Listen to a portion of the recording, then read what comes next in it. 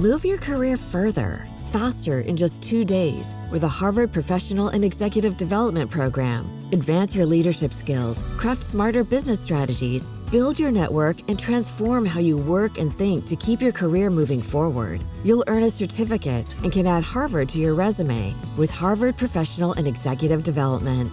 Learn more at professional.dce.harvard.edu/Spotify. My dad works in B2B marketing. He came by my school for career day and said he was a big ROAS man. Then he told everyone how much he loved calculating his return on ad spend. My friends still laugh at me to this day. Not everyone gets B2B, but with LinkedIn, you'll be able to reach people who do. Get a $100 credit on your next ad campaign. Go to linkedin.com/campaign to claim your credit. That's linkedin.com/campaign. Terms and conditions apply. LinkedIn, the place to be, to be. Ryan Reynolds here for, I guess, my 100th Mint commercial. No, don't. I mean, honestly, when I started this, I thought I only have to do like 4 of these. I mean, it's unlimited premium wireless for $15 a month. How are there still people paying 2 or 3 times that much? I'm sorry, I shouldn't be victim blaming here. Give it a try at mintmobile.com/switch. Whenever you're ready. $45 upfront payment equivalent to $15 per month. New customers on first 3-month plan only. Taxes and fees extra. Speed slower above 40 gigabytes. See details.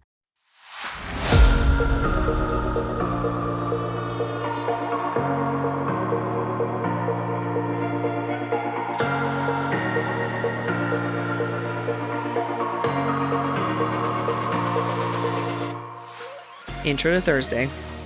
Welcome to Book Talk for Book Talk with Jac and Amy, a podcast where we deep dive into the writing of your favorite novels. This season, we are exploring Sarah J. Maas's second installment in the Crescent City series. This is Jac. And I'm Amy. This is part 2 of this week's episode, where we're discussing chapters 54 through 59 in A House of Sky and Breath. The views expressed by the hosts are entirely their own and in no way represent the thoughts or intentions of the original author. This podcast is a discussion, shared to spark thought and conversation on the characters and themes of this novel. The interpretations presented in this podcast are just a few of many possibilities. Listeners are encouraged to read along and share their own analysis of the text. Though the hosts speak mostly within the constraints of this book, series and extended universe spoilers may be discussed with or without warning. Explicit language as well as themes of sex, violence, abuse, depression, self-harm, and death will recur throughout this podcast. Listener discretion is advised. If you are enjoying the podcast, check out our Patreon for more exclusive content. You can find us at patreon.com/Book Talk for Book Talk. Now we're in chapter 56. Ithan wakes up. Hypaxia is there. Quote, Queen Hypaxia sat in a chair beside him, a book in her lap, wearing blue robes once again. No sign of the casual modern female he'd been trailing. Hypaxia finds more comfort in her robes. Mm-hmm. Ethan defines Hypaxia as casual and modern. Which is not her real identity. Got it. Yeah, so because he almost like identifies like that other version as modern, as casual. This one, just because of her clothes, now he does not identify her as casual and modern. And we can see just how much she really struggles with the outside world. Yeah. It is funny. Like, she's very homeschooled. She is. One note that I had in my book that I didn't actually write, but I think is relevant here is, if I continue to compare Hypaxia and Bryce, the way that they differ, Bryce is very much about the present and the future. Mm-hmm. Hypaxia is very much about the past. Yep. And they kind of balance each other out in that way. Mm-hmm. I like that. Ethan, though, him and I finally agree on something. Quote, he deserved to have his throat ripped out, deserved to be lying here like a weak fucking child for his ineptitude. He feels guilty. Yeah. He takes it hard. Funny enough, this is like the one time I think he's fine. Like, he didn't have a say in this. He was attacked. Sure, he was attacked. He's not to blame for the attack. However, I do find him very, very annoying in this moment because he's a sore fucking loser. Yeah. He thinks later, quote, losing grated on his very soul. The Queen and Bryce were safe, but he was a fucking loser. really, it's all about Ithan. Yeah. It wasn't like, wow, they had to put their own lives in danger to survive. To save me. Yeah. Yeah. They could have left him. Yeah. No, it's just, wah, I wasn't strong. I wonder if there's like that one listener who's like really loves Ithan and we've just slowly crushed their soul this entire season. Sorry to that person. I'm so sorry. This moment really stuck with me, and this is Ithan talking about Ariadne. Quote, I thought she'd be grateful at least. Hypaxia frowned with disapproval, but she said, she is a dragon, a creature of earth and sky, fire and wind. She should never have been contained or enslaved. I hope she stays free for the rest of her immortal life. So why is this different from Flynn? Like I said earlier, Flynn is upset because he did a favor for Ariadne and she didn't keep her word. Mm-hmm. So I know I'm kind of nitpicking here, but like at this moment though, Ethan's upset because she's not grateful. She's not grateful from going like one horrible slave owner to slightly like to nicer owners. Yeah. You know, like I think Flynn just looks at that and goes, you made a promise. Yeah. Ethan looks at it and says, didn't we do you a favor? Yeah. Again, about Ithan. Exactly. And I think this also sets up with how exactly he's going to feel with Sigrid. Yep. Of like, I saved you. Yeah. How dare you? How are you not like kissing the ground I walk on? Yep. Everything about this sequence, though, like not just that moment, but everything is going to be how he interacts with Sigrid. Quote, he had no idea how long it'll take until he forgave himself for fucking up tonight. The guilt is not about saving Connor. It's not about Bryce or Hypaxia, like all this guilt, right? It's snowballing. It just turns into more and more of like how he failed, how he couldn't do anything for anyone. Yep. And then I think taking Sigrid at the very end is like the outlet of like, okay, now I can save someone, except he's going to end up killing that person that he saved. Good. Amazing irony. Yeah. The more I think of that, the more I do enjoy that. Ithan asks Hypaxia for help with Sigrid. And then she asks him like, well, why is this your burden? And he says that it's a wolf thing. Quote, there are so many other people suffering out there, but it doesn't sit right with me. He screwed up enough in the past 2 years. He wouldn't drop the ball on this. Emphasis on the me, like it doesn't sit right with me. I won't screw this one up. Like it's not even. He won't drop the ball. Yeah, like it's not even about her. Nope. Like why does it matter? Because she's living an existence where she's barely surviving. That's a great answer. Yeah, but that's not his answer. No. At one point, Ithan explains his reasoning as being, quote, wolves don't belong in cages. It's the one thing that might sound altruistic, but really I feel like he's projecting how he feels. He has felt like he's been a cage with his brother and Bryce. Within the pack, too. Within the pack. Yeah. With Sabine and Amelie. Again, because it's about him, because he feels caged in his failure right now, he's going to go about and take Sigrid from her cage, only to put her in a cage he makes for Sigrid. Yeah. Ithan, through all this, though, is absolutely overwhelmed when the bros come in. That's Rune, Declan, Finn. And they take care of him. And then he thinks, quote, home. The word rang through Ithan. He'd been their roommate for only a week and a half, but that was genuine concern on Declan's face, on Flynn's. Ithan swallowed hard. That's bro love at its purest. It's like all the Lost Boys finally have each other. And, if I just wish that like frat houses were this pure when I know it's not. Yeah. They're not emotionally open and vulnerable with you. There's a reason why there's a loneliness epidemic amongst men. Yes. Yep. Making of their own. So I had a thought, and I think I might need to revise my thought. But when I saw your note about Lost Boys, I was like, oh my gosh, is Rune Peter Pan? Yes. Because Day, or Lydia, could be considered Wendy, more mature, has more responsibility, and has caught Rune's attention. The first female that's caught Rune's attention, just like Wendy caught Peter Pan's attention.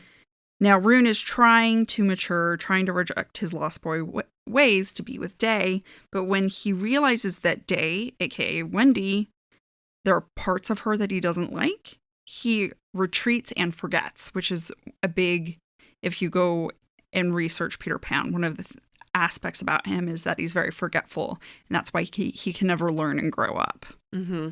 Or I could say Rune is not Peter Pan, he is a lost boy, because Wendy is a mother to the lost boys, and lost boys, when they start to grow up, Peter Pan kills them. What? I didn't know that part. I did a lot of Peter Pan research for this one note. What? Okay, I want to play off of your Peter Pan thing, but what? That's going to change the way we ride at Disneyland. I know. I want to see if we can do the Peter Pan ride. Okay, we can. Okay, for my birthday trip. I was going to say, to go off of that, I know Peter Pan comes for Wendy, leaves, comes back for her daughter, Jane, leaves, and then comes back for her granddaughter, Margaret. And someone did their Wikipedia research. Yeah, I did. Job. You can look at that as Day, then the Hind, and then Lydia. Oh, I love that. I got goosebumps. Good job. Good job, you. You got me here. We're all about talking each other up.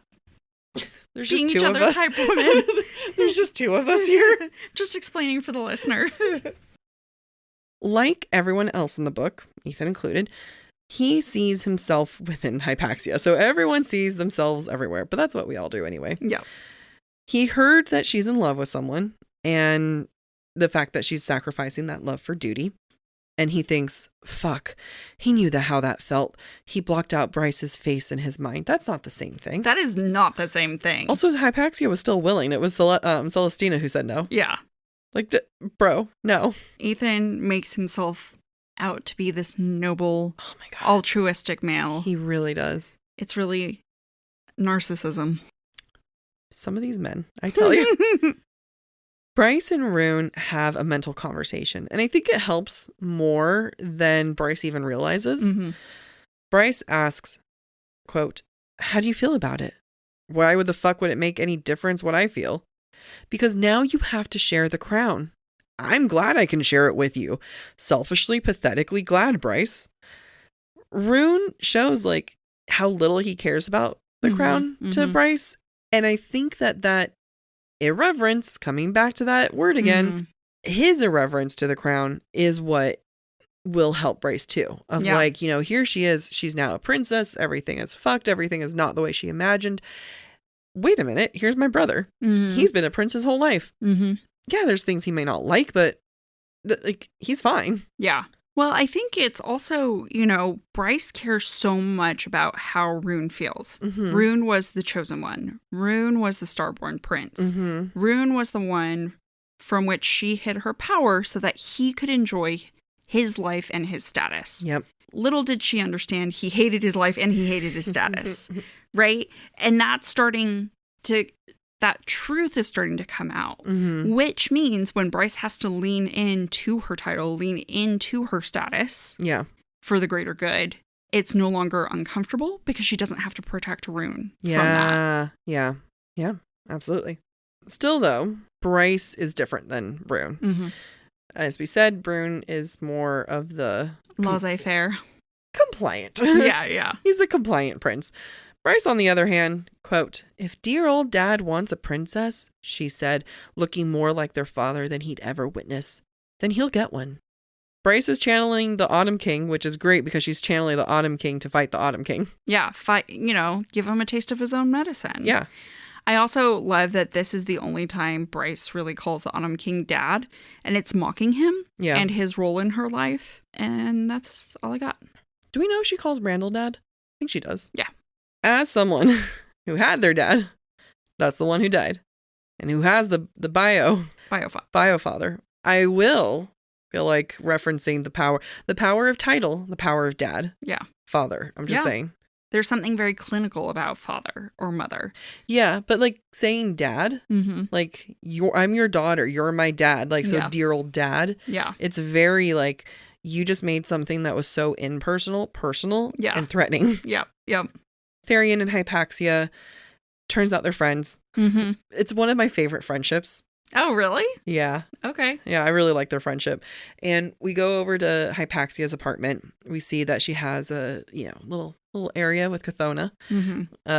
Granted, Therian kind of not dismisses it, but considers it more of like witch stuff. But, I like to imagine Celestina relation there. Yeah, I think that makes sense. The more that I read about the coven and how they act, it reminds me a lot of the witches, the Iron Clan witches in the Throne of Glass series. And they worshipped the three-faced goddess. I'm like, how much is Chthona just... One face. One face of the goddess. Yeah, yeah. that the witches worship. So while Hypaxia and Therion are together, like I said, where, it's a whole new side of Therion. It's a friendship side. He calls her Pax, which is really sweet, even though it kind of annoys her, but it's really sweet. I actually think about this. He's probably her very first friend. Probably. Sad. It's sweet, though. And it's a whole new side of Therion. Like, we get him more caring and vulnerable. Damn it. Again, he's a rich character, and it does make me like him more. But now I worry I like him more. Either way, though, he wants to know why, like, hey, how come you didn't tell me about this coven thing, this coven drama that you're worried about them? Quote, he'd grab any one of them who harmed her and drown them, slowly.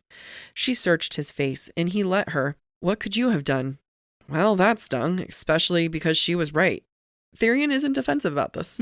Therion, he feels seen by her, and he wants to be seen by her because of, he's like, she's looking, and I let her look. And there's no mask there between the two. Also, I know you have a note here, but I just had this thought. I am so sick and tired of all these males being like, I'd kill them. I will kill them. I will do this. And it's like, no, you won't. Because you're powerless. You're powerless. You're a little bitch. Take your option. You're a coward. It politically doesn't make sense. But even the Hunt does it. It's like, he will kill the Autumn King for this. He will do. I mean, oh my God, everyone just calm down. Let's not go to the extremes. Have more realistic threats. I will subscribe the Autumn King to so much junk mail that it is going to annoy him for so long. I will key his car and slash his tires. But in a very subtle way so that it doesn't actually come back to me. I did think a lot about this friendship. Why is it, though, that Therion will give Hypaxia, quote, his most charming smile, but still not hit on her? And it dawned on me, is she like his younger sister to him? Because his younger sister was killed. And we're going to see him take in Sathya and assist Sathya in Flame and Shadow. Yeah. Who is Flynn's younger sister. Yeah. Is this Hypaxia's relationship with Therion paving the way so that Sathya can fly? Don't make him a softie for me. I mean, I still don't like him. No. Right. I don't either. This is how we make mistakes, Jack. This is how we make mistakes. Then Therion goes to the bro house and he shows up and he's like, hey, got room for one more? It's so full there. Yeah. And it already smells so bad. It's already dirty enough. He's bringing in the smell of fish now. I know. It's so bad.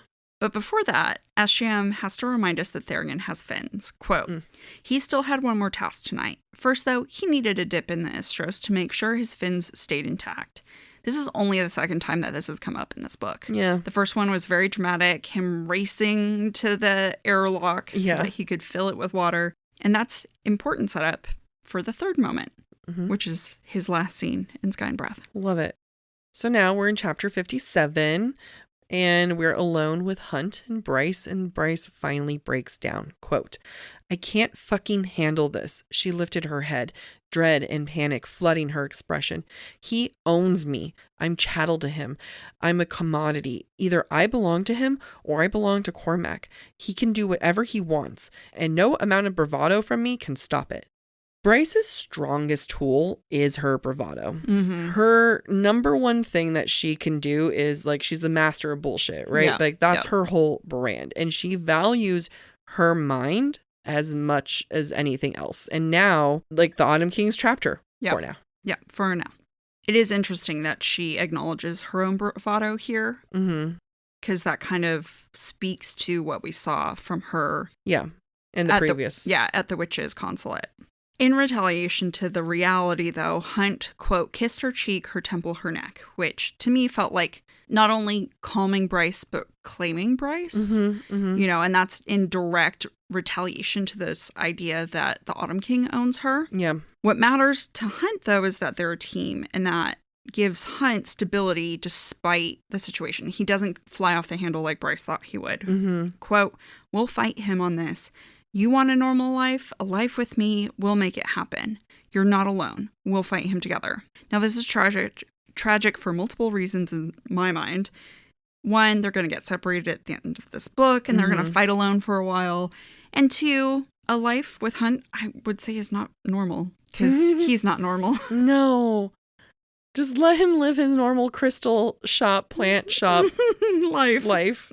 At the end of the scene, when Bryce gets her spark back and you can tell she's figured out a plan on how to beat the Autumn King, Hunt sees, quote, starlight and fire sparked there, aka in her expression. Starlight and fire. We saw starlight against fire when Bryce and the Autumn King faced off. But now Hunt is seeing both together in unison in Bryce. She is channeling both herself and her father, because the only way to beat him at his own game is to be him but better. Yeah. I love it. I do love a good fuck you, Dad, for the bad ones. Rune sees Day, and he's not in the mood, but no one can blame him. I mean, also, Day was really mean to him the last time. But everyone is blaming themselves this day. Yep. Every single person is just like, I screwed up, especially when it comes to Ariadne. Quote, Ariadne has straight up bailed. He didn't blame the dragon. He was just pissed that he hadn't anticipated it. The ability for anticipation is not something everyone has. Amy is not glaring. Slightly laughing to myself. Slightly laughing, slightly not having it. That's the theme of our friendship. I'm like, I'm laughing and I hate this. But you can't blame yourself for things that you can't foresee. Except for Bryce. That was an obvious one. Yeah. Everyone else, like, you can't blame yourself for that. Yeah. Day asks at one point if Rune's angry at her, and he says he's not. And Day calls him a liar. Quote, the word was an arrow shot between them. Just want to point that out because that's a Luna reference right there because she's a hunter. And the fact that he shoots her in the third book. Oh, but not with an arrow. No, with a gun. It's cleaner. So remember what I said earlier about Lydia being abandoned? Quote, do you know when I last spoke honestly with someone, when I last spoke to someone as I do to you, as close to my real self as I've ever come? It's tragic. She can't trust anyone in her life because everyone she loves has abandoned her or assaulted her, which is awful. And we see that lack of trust demonstrated in her body language as well. As she talks, quote, she crossed her arms, wrapping them around herself. She's being vulnerable, but it makes her uncomfortable because to be vulnerable is to get hurt. I can't wrap my arms around my body. I can't either. My boobs get in the way. I'm sorry. It's like... That's really a blessing, though. But, like... It's a blessing. Good luck putting me in a straitjacket. Self-defense. Boob defense. Rune asks Day, what do you think makes a good leader? And she says, without missing a beat, quote, someone who listens, who thinks before acting, who tries to understand different viewpoints, who does what is right, even if the path is long and hard, who will give a voice to the voiceless. What I find this to be interesting is how quickly she answered this, which implies that she's thought about this for a really long time, especially since that's a long answer, right? I don't think I would have answered something that long or that eloquent. And I wonder if this is just like, if she has an example of what a good leader is. Like, did she ever see this at one point? Yeah, I mean, she's probably had a lot of time to think about who would replace the Asteri if her spy activities successfully bring them down. Yeah. And I wonder, is it simply just everything the Asteri aren't? Is that the answer that she's giving? Or was it something her mother demonstrated in her leadership that she saw from afar? For just those 3 years? Oh, from afar, yeah. From afar. Yeah. I don't know. It's good, things to think about. SJM, though, loves to have romantic pairs consider themselves friends, despite them clearly having romantic interest in each other. Like, this one, I think, is the most the most painful, where it's like, you guys were never friends. You were always attracted to each other. Always, yeah. Rune calls her his friend, and she says that he's her only friend. And Lydia teaches him about leaders, right? And then he teaches her about friendship. Which is cute. Which is very, very sweet. Quote, when was the last time he had to work for a female's attention like this? Fuck, he was working for it, wasn't he? And like, you don't work for a female's attention that's a friend. Yeah. Like, I also, the thing that I that for me, always freaks me out about like that concept of like working for it, which I do love. Like, you know, I love like a, you know, woo me, you know, chase me. But what happens a lot of times, like sometimes, like when the guy gets the girl, it's not fun anymore. And what happens? He dumps her. Yeah. Rune is like not interested for many reasons, not because he got her, but it's just I don't know, the relationship, the chase. I hate the like the idea of chase. No, I love the idea of chase, but I hate the ones that are like so obsessed with it that like what happens when you've got it. Right. They're more in love idea with the chase than the person that they're chasing. Yeah. Yeah. Even though Day has just told Rune he's her only friend, aka she friend zoned him, when she mentions she's coming to Lunathian, and mind you, she doesn't say I'm coming to Lunathian. She says I'm coming to visit you. Oh. Which has its own undertones. That is the point at which Rune feels like it is acceptable to get into Day's personal space. So let's talk about the movement of this entire conversation. I'm gonna get cozy. And the physicality of this conversation. I'm ready for it. Day says she's coming to visit you, aka Rune. Rune then thinks that's either permission or feels a strong need to be close to her. Quote, he rose and crossed to her couch, peering down at her. She tipped her head back as if staring up at him. Talk about height. You know, she's sitting, he's standing. There's some power dynamics going on there. Penis. Yes, also that. When Day admits that she's going to the autumnal equinox, quote, she stood walking around the couch, putting it between them. So she's trying to create distance. At which point she then suggests that maybe Rune and her could meet. But she needed that distance too. She is inviting with her words, but physically needs space between them. Again, this goes to this idea of her feeling vulnerable, being uncomfortable, and not sure if she can trust Rune ultimately because everyone has abandoned her at one point or another. Absolutely. When Rune says that he's going to the same ball that Day is going and that they can meet there, quote, she backed up a step as he rounded the couch. Okay, now he thinks it's acceptable to come around the couch and approach her even more. He is like a predator advancing and she keeps backing away. Yeah. She's not like staying still. No. She's backing away. Yeah. I mean, but she also isn't running away and leaving completely. Yes. So like there is a participation in this dance. There is. But Rune is getting off on the chase. Oh, absolutely. And it comes back to the chase. It comes back to the chase. Yeah. Day starts to hesitate at that point and starts to second guess everything and even says that Rune could be baiting her for the Asteri and trying to trap her. He says, quote, look at me and tell me you think that's true. She did. Rune came close enough that the heat of her flame warmed his body, and deciding to hell with it, he reached for her hand. The flame warmed his night skin, but did not burn. Very mate vibes, very much giving Bryce and Hunt's lightning, where it tickles, it doesn't hurt. Yeah. So that's hot. Yeah. Not literally. The way that you looked at me when you said it was like very clinical. Day tries to pull away and Rune will not let go of her. Yeah. And this is the moment where I remind us again, she's been abandoned. She's told Rune it's stupid to get emotionally involved. It could lead to death. More likely Rune's than hers. You know, she doesn't want to take that final step. Yeah. Even though, like, obviously her heart wants her to, her body's like, no, this is unsafe. Yeah. Then Rune says to her, when she keeps trying to resist, the first thing he says, I want to smell your scent. See you. Even if for a moment. I forgot that he says that. Day asks why, and Rune says, you know why. I knew that one. And she hesitated, then said softly, yes. Why is smell important, Jac? Mates. Because he and she both think that at this point that they might be mates. And that is why scent is so important. I didn't connect that, Amy. I knew he said that. I knew he was like, you know why. And I was like, I don't know why. Because it's hot. That was great. You did a great job. Thank you. It hurts because Rune is just going to be another person that abandons her. Exactly. And you know what? She doesn't abandon him. No. You know what? He shoots her in the leg. You know what? She dies for him. You know what? He's a little bitch. He really is. He chewed off his hand for no reason. He didn't even chew off his own hand. He couldn't even do that. He made Be a man and chew off your own hand. Even if you can't reach for it, try. Yeah, it's show. I want. Oh my God. Sorry, I'm just thinking about all the ways that Lydia could be like, prove that you're sorry to me. Which body part can I have you chew off? You know where my mind went. Yep. Will it grow back? Yeah. What happens to the other part? It decomposes? No. She crystallizes it and has a spare.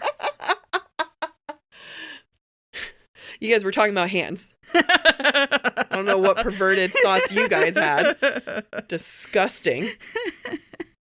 You have one more point before we go to the next chapter. Oh God. Okay. I don't even have to look at it. I know my point. So at one point, when they're trying to figure out like, hey, how will I know you? Mm-hmm. And Rune goes, well, I'll say day and you'll say night. And I was thinking about this. So I was talking to our friend Nicole about this. And I was like, I feel like if someone were to randomly come up to me, and if I was not Lydia, right? And someone would be like, day. My response might be like, oh my God, this guy's really hot. I don't know, night? It's just too obvious. Yeah, it's also, it's the middle of the night, sir. Like, easy to slip it in. Yeah. Unintentionally. Yeah, like it definitely would be like it's too close of like, day, night. I don't know, you're hot. And so I went to our friend and I was like, hey, Nicole, close your eyes. Because she doesn't know, she hasn't read this book. I was like, close your eyes. Pretend you're at a ball. This is a fairy fantasy setting. Okay. And she's like imagining it. And I was like, this gorgeous hot man comes to you. And she's like, oh, okay. And he comes up to you and he says, day, what do you say? And she goes, damn. Damn. Daylight come and we want to go home. So now every once in a while you go day and I go ew. In your mind. Yeah. I wonder why you're like smiling to yourself. What's that? Oh, an ad break. This show is sponsored by BetterHelp. Amy, do you know what scares me more than ghosts? What? Turning 35. My birthday is tomorrow. And those birthday blues are real. So I am so happy to be able to face those fears with therapy. Therapy is so key to getting through those key life moments. And you know what? Some of the moments that aren't key either. They're just moments. I love it because I've always been able to tackle new fears and push myself over the years. And I've been a therapy veteran for almost 10 years now, which is why we are so excited to tell you about today's sponsor, BetterHelp. BetterHelp is entirely online and designed to be convenient, flexible, and suited to your schedule. All you have to do is fill out a questionnaire to get matched with a licensed therapist. If that therapist doesn't work out for you, switch to another therapist at any time for no additional charge. They take the pressure out of finding a new therapist, of scheduling, and that just makes BetterHelp that much better. Overcome your fears with BetterHelp. Visit BetterHelp.com/booktalk today to get 10% off your first month. That's BetterHelp, HELP.com/booktalk. BOOKTOK. Move your career further, faster in just 2 days with a Harvard Professional and Executive Development Program. Advance your leadership skills, craft smarter business strategies, build your network, and transform how you work and think to keep your career moving forward. You'll earn a certificate and can add Harvard to your resume with Harvard Professional and Executive Development. Learn more at professional.dce.harvard.edu/Spotify. Hey, I'm Ryan Reynolds. At Mint Mobile, we like to do the opposite of what Big Wireless does. They charge you a lot, we charge you a little. So naturally, when they announced they'd be raising their prices due to inflation, we decided to deflate our prices due to not hating you. That's right. We're cutting the price of Mint Unlimited from $30 a month to just $15 a month. Give it a try at mintmobile.com/switch. $45 upfront payment equivalent to $15 per month. New customers on first 3-month plan only. Taxes and fees extra. Speed slower above 40 gigabytes. See details. Okay, so now we're in chapter 58.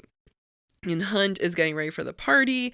And while Bryce views fashion as armor, he does not because he has armor. Quote, he wanted to wear his battle suit to the party, but Bryce had staged an intervention last week and demanded he wear something, quote, halfway normal. Then you can go back to being the predator of the night we all love so much, she said. Fashion is not a weapon for Hunt. Mm-hmm. That is Bryce, and we'll get into that later. But like, he is just very uncomfortable. Very uncomfortable. And I found it funny that Bryce calls it halfway normal, which is something Bryce wants, not Hunt. Yeah. Like, there's nothing halfway normal about a tux. Tuxes are normal for humans. Is she humanizing him? Is he taking her place? He's been channeling her so much. I don't know. As someone who dated a guy whose like nicest shoes were Converse that didn't have holes. Please continue. I get it. Look fucking halfway normal. Fashion, back to fashion, right? For Hunt, shows success and income, which is understandable though. Yeah. Quote, he'd literally never worn shoes like this. When he was young, it had been lace-up sandals or boots, and then it had been boots for centuries. What would his mother make of the male in the mirror? He wished she was here, not only to see him, but to know that all she struggled to provide had paid off, to know that he could take care of her now. So this is very sad because, you know, again, fashion's not a weapon for him. Fashion is freedom. Yeah. Clothing is freedom. And just think about the fact that his baseball cap and the meaning behind that. Yeah, I think that's such a good point. When I read this sequence, it was both sad, but it also, in my mind, was like, wow, Bryce could never. Like, this is not, it's so different from the relationships Bryce has with any of her parents. Yeah, absolutely. He's more mature and he's capable of appreciating things that other people take for granted. Yep. Which is heartbreaking. Yep. The Autumn King, on the other hand, is trying to control Bryce through everything from her clothes to her nails.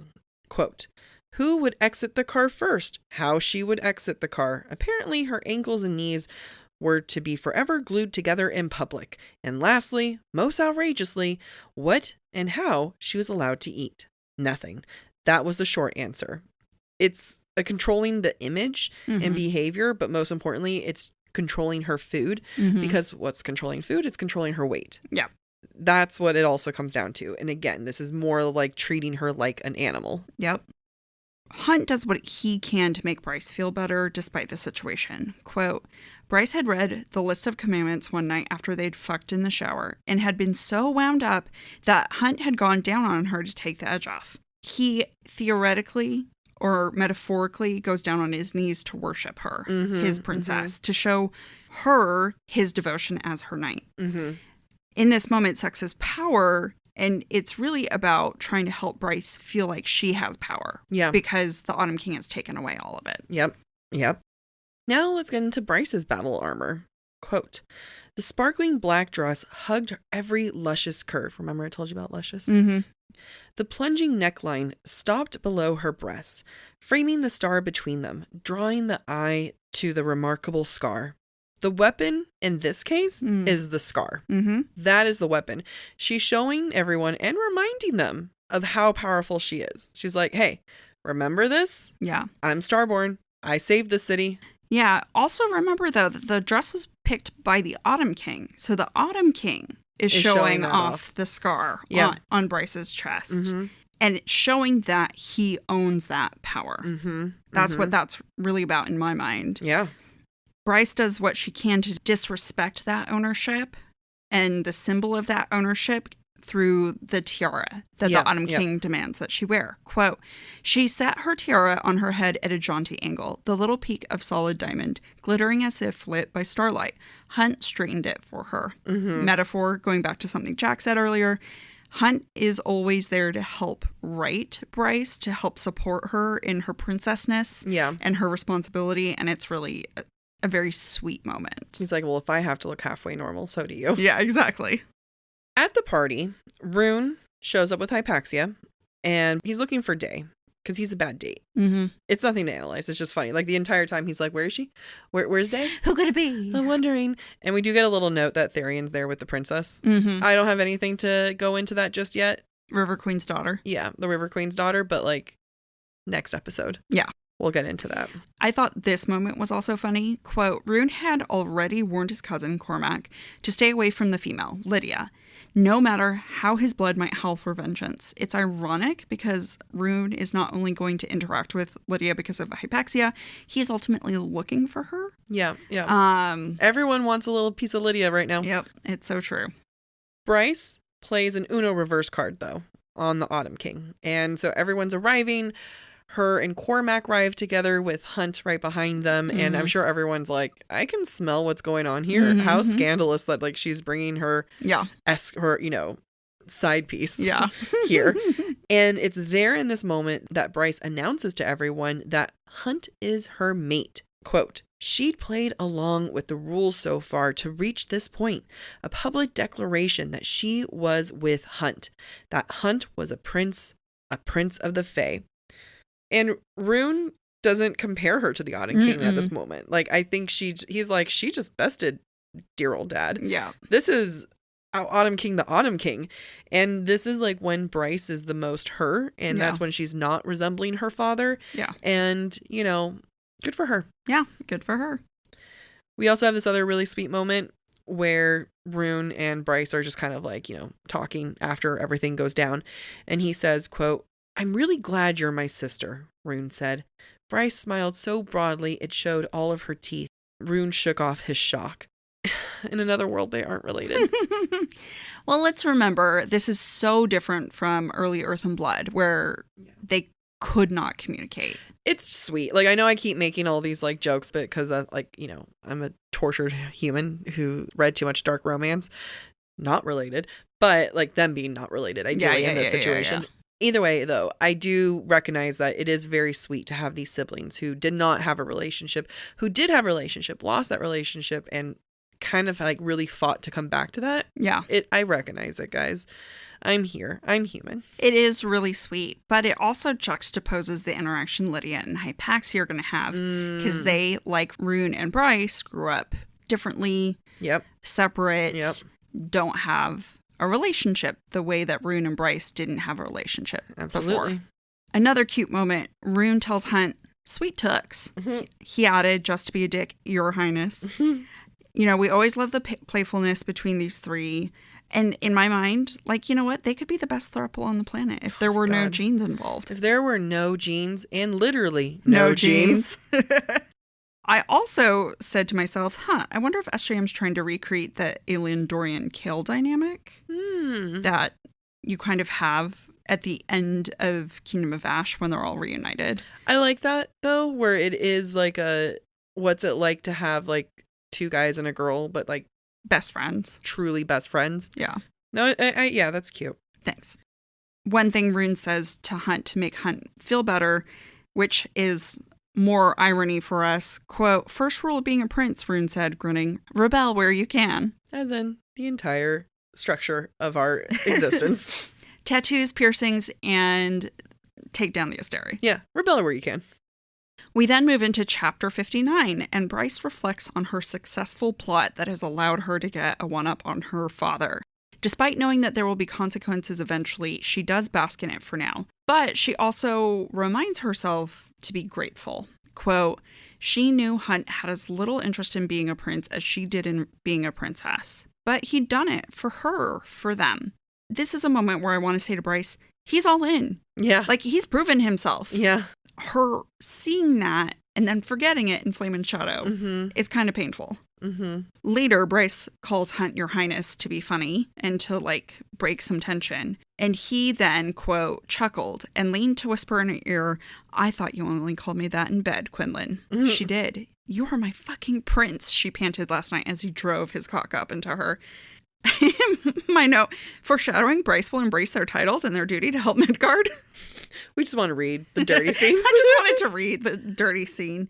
But it is like, they don't want to be prince and princess, but they still have fun calling each other that. You made an interesting comment and of like how Bryce forgets that Hunt is all in. It'll be fun analyzing CC3 because CC3 is the repercussions of trauma, of like a new wave of trauma where I think Hunt is all in, especially the fact that he goes into the Asteri palace and everything. I mean, he's always going to do whatever she wants, but like he goes into the Asteri palace, but Hunt isn't all in because he lost her. Yeah. He ends up being, and then she's more of like, let's double down. Right. Let's be more all in. Right. And he's like, no, but it sucked. Yeah. I hated it. So the Asteri call, I have a question for you, Amy. Yeah. Is it Zoom? Is it Teams? Is it Google Hang? I think it's Asteri chat. Okay. I was trying to think of something clever and I couldn't think of something. Oh, I think they're teams. I don't think so. They're not a team. No. It's a one-way call. I'm just thinking about all the horrible teams meetings I've had to take on teams. Sorry. So everyone's terrified, right? For a good reason. Quote, "We extend our wishes for a happy mating and a fertile one." So that's Regulus, who's talking. And remember, though, that the reason why Celestina and Ephraim are together is because of they're meant to have kids. Mm-hmm. They are meant to breed like cattle. Again, this all comes back to that. And then Regulus offers congratulations to Bryce and Hunt, showing that they've been watching. Mm-hmm. Quote, "Regulus smiled slightly, like he knew everything she'd done these weeks, every rebel activity, every mutinous thought, because he does. Yeah. Like he really does. And then after all this, right, because like at one point the Anakim comes swooping in and like bows next to them, which for, again, my naive mind was like, oh my God, he cares, like he wants to protect them. And it's like, no, he's just saving face at this point. Quote, "The Autumn King said in a voice so low that no one else could hear, 'You little bitch.' Bryce smiled broadly. 'It's you little bitch, your highness.'" She's reclaiming, she's reclaiming not just princess, but bitch. Like there's no insult that he could give her. Yeah. At this point. Yeah. And that's why I do feel like, she's trying to take on princess, your highness, the fact that Hunt is a prince all in stride and embraces it. Mm-hmm. And I do think that foreshadows the lengths to which she has to go to defeat the Asteri. She has to lean into the title. Yeah. She has to lean into the role to get to the end. I mean, she's leaning into her birthright, and that birthright is Thea's gift. Yep. And everything else that comes with it. Yep, exactly. In some ways, I do feel like this engagement party for Ephraim and Celestina... Yes. I just looked at you. You have no hands. I don't. Let me know if you want me to scroll for you. No, I can do it. I'm fine. Amy's wrapped up in a blanket in like full cocoon. I'm a burrito. You're a full burrito. I don't even see where your arms would come out of. Oh, there. All right, sorry for interrupting. I just looked over and you're like looking down at your... All right, continue. Sorry. In some ways, this engagement party for Ephraim and Celestina has somehow become an unofficial wedding for Bryce and Hunt. Yeah. Yeah. They got all dressed up to get married. Yeah. So we know that essentially by announcing Hunt as her mate and her prince, Bryce is now Hunt's property, so theoretically they are married. Mm-hmm. But we also get to see them exchange vows. When they go to dance, they have a little bit of a rough start, and then Hunt tells her, quote, "Just look at me, and fuck all the rest of them." His eyes shone with desire and joy, and that spark, that was pure Hunt. The star on her chest gleamed on full display. Someone gasped, but Bryce kept her attention on Hunt. He pressed a kiss to her mouth. The entire universe melted away with it. It was only them, would only be them, dancing together, souls twining. "Everything that ever happened to me, it was all so I could meet you, Quinlan. Be here with you. I am yours forever." Her throat tightened and the star on her chest flared, lighting up the entire conservatory like a small moon. Bryce kissed him back, not caring who saw, only that he was here. "Everything I am is yours," she said against his lips. They have this really special moment where it doesn't matter that it's in front of an audience. It's just the two of them. Very wedding-like. It is. Very vowy of them. It's giving vows. It's very vowy. Yeah. It's also balancing. So the couple times that Bryce's light has flared up in reaction to her love for Hunt, he has hidden the scar with his hand. He's hidden the light. He's kept it to himself. Yeah. But this time, Bryce isn't ashamed of the light and allows it to be exposed. And it just feels like this is where they're meant to be. Yeah. It's sweet. It's very sweet. Back to SJM just teasing the ever-living crap out of Lydia. Lydia's a tool for everybody. It really is. So Rune and Hypaxia are both dancing, and this is like, Rune's still busy looking for Day, and he notices that Hypaxia is looking for someone too. Rune says, quote, "You're looking for someone?" She cleared her throat. "My sister, the Hind." So is Rune. I actually wondered if it was a convenient excuse that she's looking for Celestina to grab a moment alone. Because where are they found later? In the closet. Yeah, that's right. Which is problematic within itself that they're in the closet. But yeah. We'll get to that later. Get to that, yeah. There is a cute moment where Rune thinks, quote, Athalar was his brother now, by law, and Rune wouldn't put up with people talking shit about his family. The family he liked anyway. I was like, oh. Yeah. I just want to, we come up to Lydia, we can see how she's dressed, and, you know, especially for this night, the way that everyone dresses matters. Mm-hmm. Lydia is in a golden dress. You can say it's like fire. Mm-hmm. But most importantly, she doesn't wear the torque, the silver torque around her neck, which represents all the deaths that she's helped with. I like to believe it's because she knows she's going to meet Knight, and she probably doesn't want him to judge her. Yeah. For everything, or just like try to remove the hind from herself as much as she can. Yeah, she's trying to be Lydia. Yeah. I think that's a great point. I will point out, you know, Rune is looking for Day, does not know Lydia as Day. And as he approaches Lydia, he cannot help but observe, quote, the hind's golden sparkling dress clung to her hips before falling to the floor. Yeah. I'm just going to say, it's from his point of view. Yeah. He didn't have to notice her hips. We didn't have to look at hips at all. She could have just been a golden blob. Did we see anything about Pollux's hips? No. No, that's right. Hypaxia makes a point about seeing Lydia. Quote, she's cut from the same cloth as my father. That reminds me of Bryce. That reminds me, again, Lydia and Bryce just continue to have these comparisons and this connection. And I also like to imagine, I mean, not like, this actually hurts, but imagining that here's her sister that she's never met before, her only family besides her boys, and Lydia has to pretend like she doesn't care. Yeah. That's probably eating her up. Yeah. So the quote is, not 1 ounce of kindness or warmth graced the hind's beautiful face, even with the mask. And that's as Hypaxia is talking. It is sad that she can't interact with her only sister that she's never had an opportunity to talk to before. I also wonder to what extent is it she doesn't know what side Hypaxia is on, because remember, the witches are trying to get in good with the Asteri. So is it better to keep Hypaxia at a distance, out of contact, out of trouble, so that she doesn't become another liability? And when in doubt, just the Asteri are bad news anyway. Yep. Then Rune goes looking for Day, and only now does it dawn on him that, quote, this place was swarming with enemies, all of whom could slaughter him and Day if they were found out. Why had he risked her like this? Because the dumb boy was thinking with his penis. I don't think... I'm going to bring this up later. Being next episode? Or the episode after that? I can't remember. Okay. I understand Day not showing her who she is yet. Post, I think that she should have revealed herself in there. Like, they're safe in there. Yeah. You know what I mean? Yeah.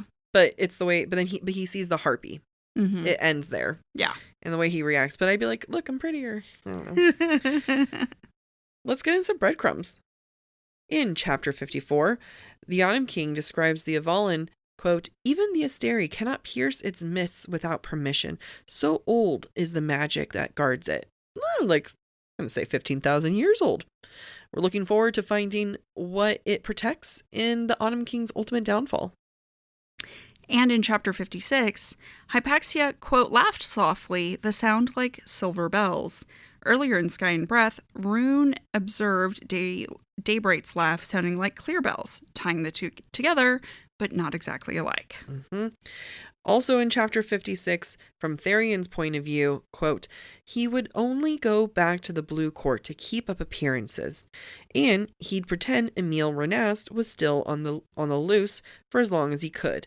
But would he go back after that? Could he go back?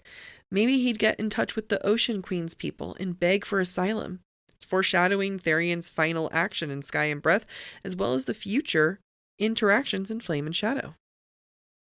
All right, Amy, here is our question. At this point in the story, our characters have reached what some might think their falling action. How is this structurally different than other narratives, and what impact does it have on the characters? Now, can you describe falling action? So falling action is typically what comes after the climax, correct? If you're thinking about maybe a standard 3-act story structure, typically this might be more true for plays than it is for fantasy books, but the climax is going to be the middle of the story. And the falling action is what comes after that before the climax is middle endish. You were beating up that microphone. Yeah. The climax is like endish, but not end. I'm talking about plays specifically. Oh, yeah, Plays specifically, it's in the middle. Yeah. Stories, like the stories that SJM writes, typically closer to the end. Mm-hmm, mm-hmm. We have a climax. Falling action is kind of the consequences of the climax, the fallout, before whatever final resolution or a final little climax bump there is at the end. But SJM notoriously ends on the climax. Always. And a lot of good fantasy books nowadays do. Mm-hmm. Like, all of the buildup is for the climax to happen in the last few, 10 chapters. Yep. And then there's 1 or 2 chapters of resolution, which is not a lot. Yeah. So I think we're meant to be fooled into thinking the climax has already happened. Mm-hmm. I think we're meant that Emil was the climax. That the blowing up of the Ophian stuff was a climax, that Bryce being a princess is a climax, and now we're just dealing with the fallout of all the decisions that have been made thus far. I think it fools us into a sense of complacency, because when you really think about it, oh my God, so much has happened and keeps happening. Yeah. And we're being pushed along into what is going to be the real climax of the book. I think as a reader, it's hard to imagine what comes next. Yeah.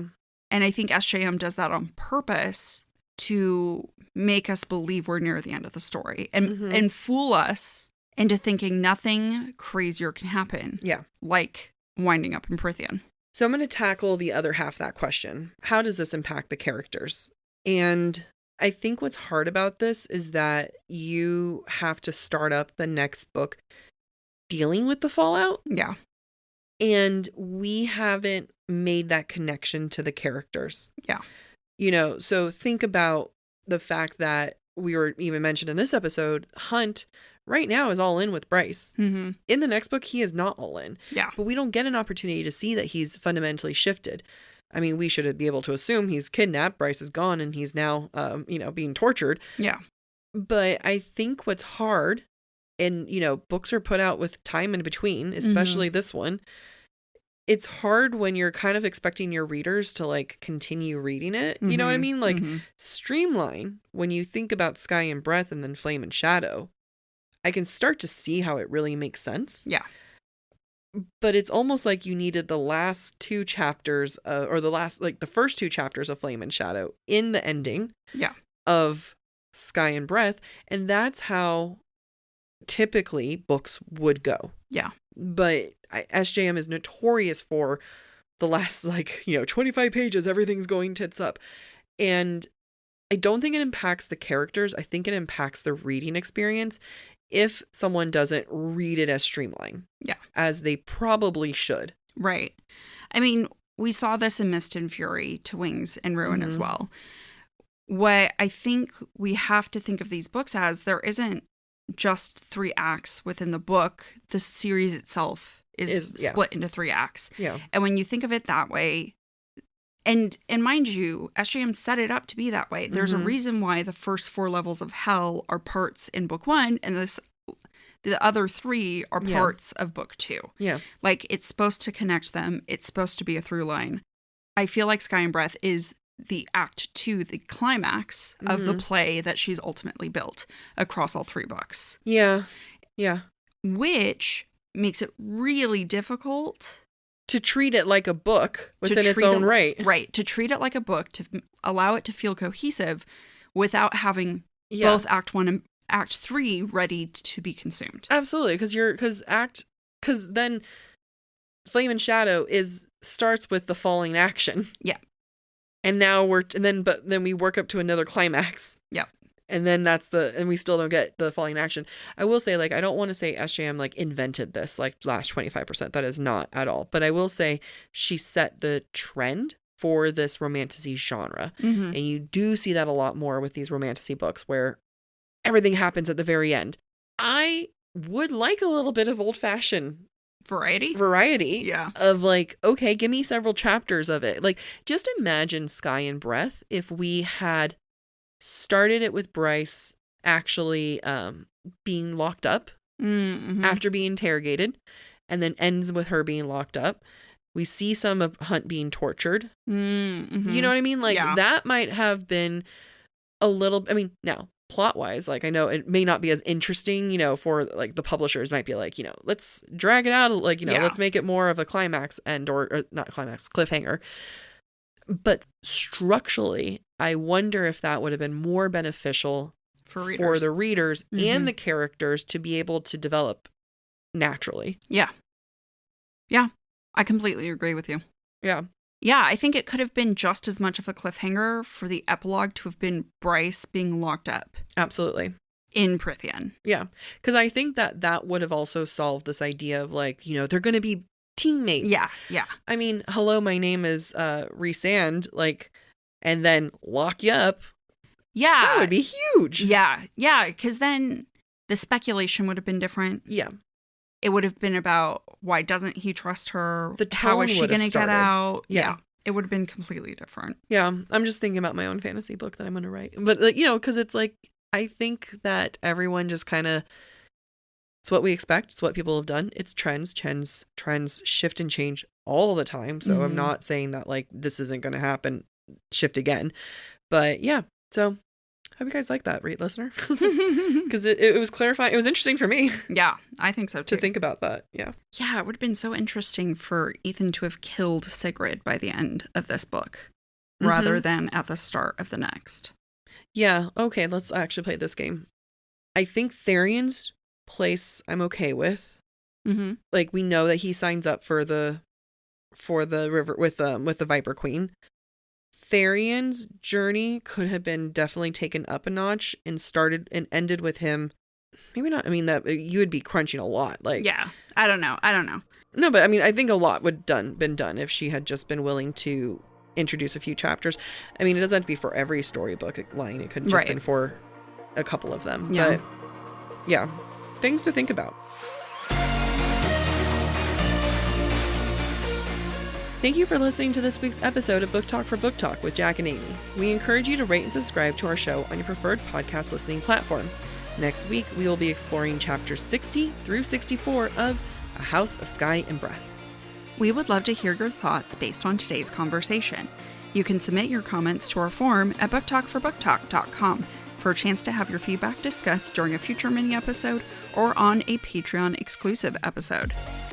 If you're enjoying the podcast, please visit our website, booktalkforbooktalk.com, to view our latest merch and learn about supporting the show through Patreon or Venmo. You can follow us on TikTok or Instagram at the handle booktalkforbooktalk. Bye! Pow! Could you pep a cow?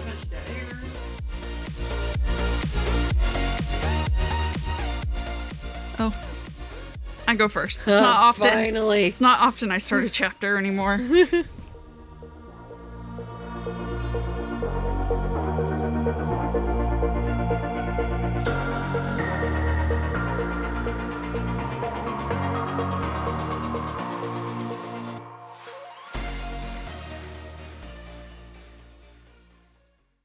Hey, I'm Ryan Reynolds. Recently, I asked Mint Mobile's legal team if big wireless companies are allowed to raise prices due to inflation. They said yes. And then when I asked if raising prices technically violates those onerous two-year contracts, they said, "What the f*** are you talking about, you insane Hollywood ass?" So to recap, we're cutting the price of Mint Unlimited from $30 a month to just $15 a month. Give it a try at mintmobile.com/switch. $45 upfront payment equivalent to $15 per month. New customers on first 3-month plan only. Taxes and fees extra. Speed slower above 40 gigabytes. See details.